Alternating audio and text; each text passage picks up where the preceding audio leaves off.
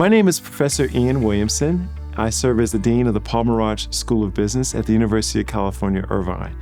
I am a professor of management, and I'm also the author of a new book called The Conversation on Work, which explores the future of work.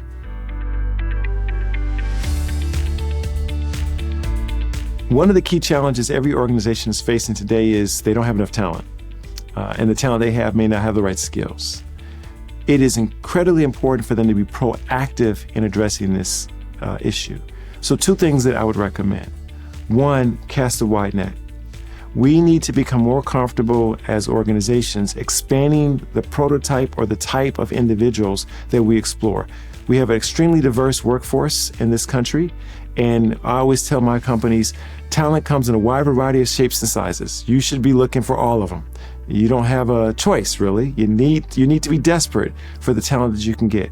And so what that does is it changes the channels that you use. It changes the resources that you expend to find talent. Perhaps it changes the way you select. One example is I have a lot of students now that are getting undergraduate degrees and they're in their 30s. They'd be great candidates for your internship program. We normally would not have thought about a person in their 30s for our internship program. But I say, well, listen, they passed the same test as the 21-year-old, so you might want to talk to them. But again, it's being much more open to the diversity of the type of talent we're bringing in. Secondly, be strategic in your relationships with education institutions, especially universities. We are here to create that next generation of talent for your organization. Work with us to design our curriculum. Send your people to be instructors. Invest in us so that we ensure that we have pathways for talent from a wide variety of communities to actually be represented in these classrooms. That's quite critical. The other component to that, though, is we're also here to help your existing workforce. You will need to retool your workforce as you go through. And there's needs oftentimes to bring in universities like our business school. We have a leadership development institute where we work with companies to upskill their existing workforce around key issues. Our largest client right now is actually a professional service organization where globally we are upskilling their workforce around the utilization of artificial intelligence. So it's not just an early phase career. We're there to sit alongside you as you go through all phases of your journey as an organization.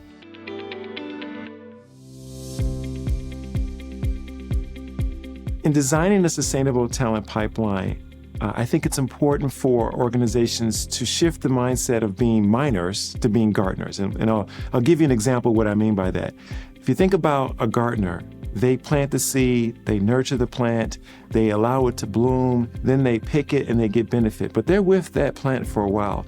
A miner, slightly different. They stumble upon something that has value that was created perhaps thousands of years ago, and they pick it in its full form. If you look at how most organizations approach talent, they're miners. They go around looking for fully formed things, and then they find them and they take them and they go use them. But that's not the nature of our workforce today. What we need is for employers to understand the importance of being gardeners, that they're a part of the nurturing, developing process for how you create a fully formed, functional employee. And I'll give you a good example. This is a good example of a partnership between the University of California, Irvine, and Siemens. We have an office of experiential learning, which is run by Dr. Mark Walters at our School of Engineering. This whole entity is designed to partner with industry to create experiential learning opportunities throughout the college education experience that allows individuals to be fully formed, highly productive when they exit.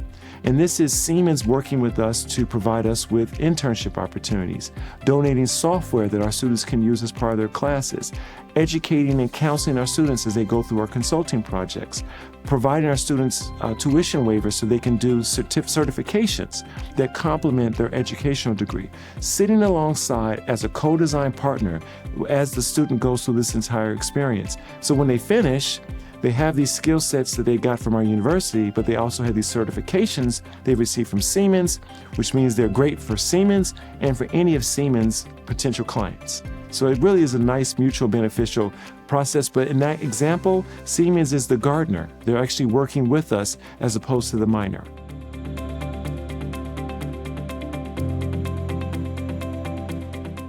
Coming from the perspective of a university, one of the reasons why it's so important for us to engage with companies like Siemens in our educational process is we realize we have expertise around how to create learning environments, how to curate them in ways that shape the educational experiences of adults in an effective manner.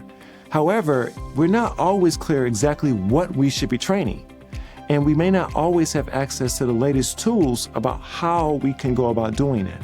And this is where this partnership, or truly a co-design relationship, is very effective. And it's not novel. I mean, co-design as a mechanism of innovation creation is very well established in industry. And what we're doing is we're taking that and we're bringing that into bear as to how we think about educating people. One good example is our business school for several years now has partnered with Siemens around running consulting projects that have our students working in the metaverse around digital twins to help Siemens understand how to commercialize that capability. They have technology in that space. We've created courses around that. And so our students get to see the cutting edge opportunities associated with virtual reality. But they also are doing it in a way that is similar to what they would do in their workplace, so they graduate having the confidence and the skill sets of application. It's a great partnership.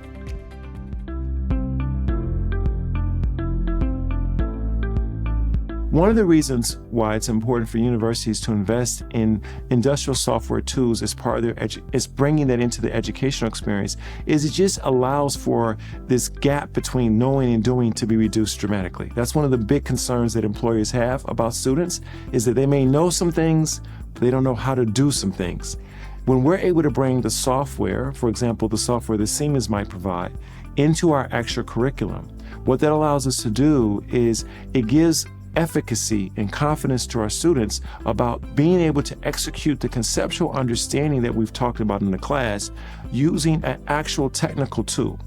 And then when they go into the workplace, they see this same tool and they understand the types of problems it's designed for. They're able to jump into being more productive faster. Again, it's all about reducing that gap between knowing and doing. And that's an experiential activity that you want to put people through as much as possible.